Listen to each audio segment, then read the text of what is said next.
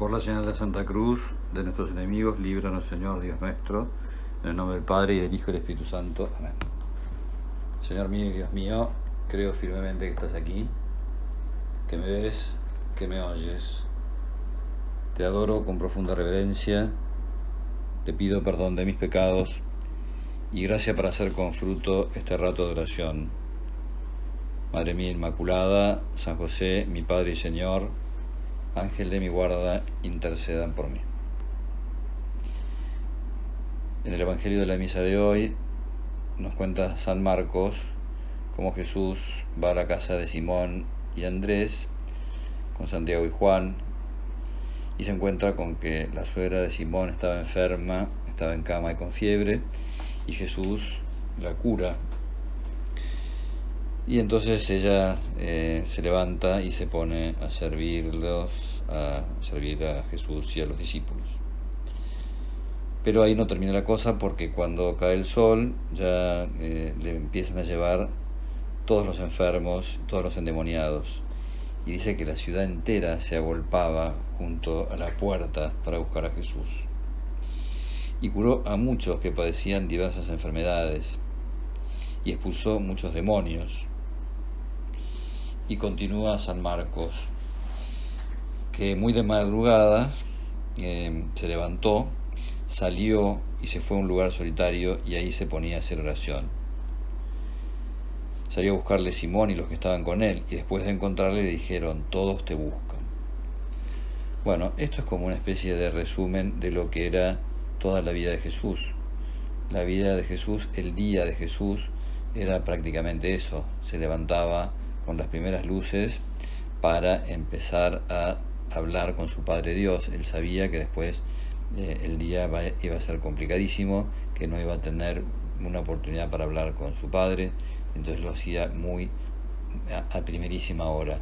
Y él se nutría de ese trato con su Padre, y de ahí sacaba esas fuerzas que humanamente necesitaba para enfrentarse, para ponerse delante de toda esa necesidad que la gente tenía y que la gente le venía a plantear.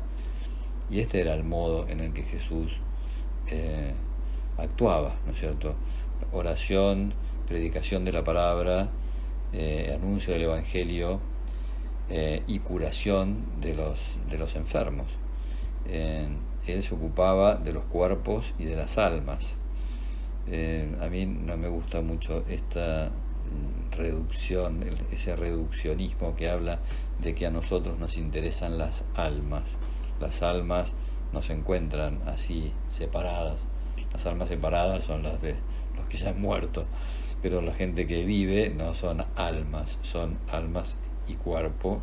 Alma y cuerpo, cada uno de nosotros somos esa unidad sustancial, y el amor a la persona implica que uno le importe la salvación eterna de los demás, pero también le importe si el otro tiene un dolor de cabeza, si el otro está preocupado, si el otro llega o no a fin de mes.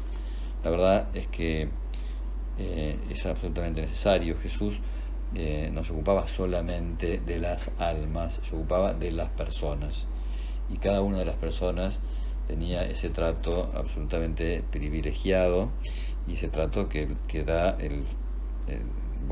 ese conocimiento personalísimo que Jesús tenía acerca de todos y de cada uno. Entonces nosotros tenemos que actuar en consecuencia, en consonancia con esa manera que tiene Jesús de actuar, porque realmente es necesario que actuemos de esa manera para que el Evangelio sea creíble. En un documento, una carta apostólica que se llama Novo Milenio Ineunte, que le escribió Juan Pablo II con motivo del tercer milenio, el comienzo del tercer milenio, nos habla precisamente de cómo los cristianos tenemos que tener esta manera de actuar, ¿no? Les leo lo que dice Juan Pablo II. Es la hora de una nueva imaginación de la caridad que promueva no tanto y no solo la eficacia de las ayudas prestadas, sino la capacidad de hacernos cercanos y solidarios con quien sufre, para que el gesto de ayuda sea sentido no como una limosna humillante, sino como un compartir fraterno. Qué importante que es esto, ¿no? Sin duda es necesario que haya una capacidad técnica si nosotros queremos ayudar. El médico tiene que saber medicina, el constructor tiene que saber acerca de los materiales, el abogado tiene que saber acerca de leyes. Todos y cada uno de nosotros necesitamos tener una capacidad, ¿no es cierto?, para hacer el bien. No hace el bien solamente el que quiere, sino el que puede. Ahora, junto con esa capacidad técnica que es necesaria, tiene que existir también ese movimiento del corazón, ¿no es cierto? Decía también Juan Pablo II, buen samaritano es todo aquel que se detiene frente al dolor ajeno, todo aquel que permite que su corazón se conmueva frente a la necesidad del otro. Es algo interior, no es solamente dar una limosna, no es solamente dedicar algo de tiempo, sino realmente que a uno le importe lo que al otro le pasa, como se dice, que uno registre a la persona. Esto es importantísimo para que el Evangelio sea creíble. Sin esta forma de evangelización, sigue diciendo Juan Pablo II, llevada a cabo mediante la caridad, el anuncio del Evangelio, aun siendo la primera calidad, corre el riesgo de ser incomprendido o de ahogarse en el mar de las palabras, al que la actual sociedad de la comunicación nos somete cada día. La caridad de las obras corrobora la caridad de las palabras. Es decir, si nosotros queremos que el mensaje del Señor sea creíble, nosotros tenemos que vivir de la misma manera que Jesús vivía, de la misma manera que Él se comportó. Es imprescindible que lo hagamos de esta manera, ¿no? Muchas veces el modo en el cual la gente se termina acercando al Señor es precisamente cuando descubre esa caridad cristiana. ¿Por qué? Porque los argumentos a veces sí tienen su efecto, o podríamos decir los argumentos lógicos, ¿no?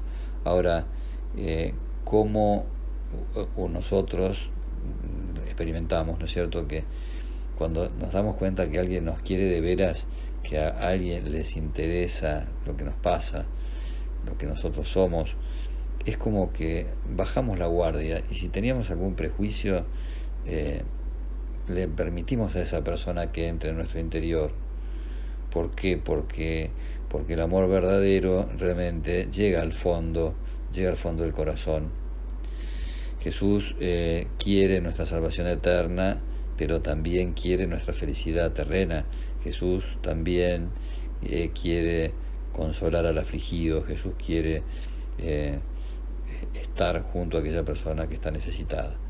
Y nosotros tenemos esa necesidad absoluta. La necesitamos cada uno de nosotros, los que ya somos cristianos también necesitamos eso mismo. Porque de vez en cuando uno se encuentra con gente que sí, que da muchos ejemplos, que se pone como ejemplo, pero si nosotros no vemos coherencia, si nosotros no descubrimos que ellos aman de verdad, es como que sus argumentos pierden todo tipo de credibilidad. Pidámosle al Señor que nos ayude a estar muy cerca de Él, a través de la oración, a través del contacto con Él en la Eucaristía, que sepamos estar muy cerca de Él para que se nos contagie, ¿no?, ese amor verdadero, ese amor por el cual el Señor entregó su vida. Te doy gracias, Dios mío, por los buenos propósitos, afectos, inspiraciones que me has comunicado en esta meditación. Te pido ayuda para ponerlos por obra. Madre mía Inmaculada, San José mi Padre y Señor, Ángel de mi guarda, intercedan por mí.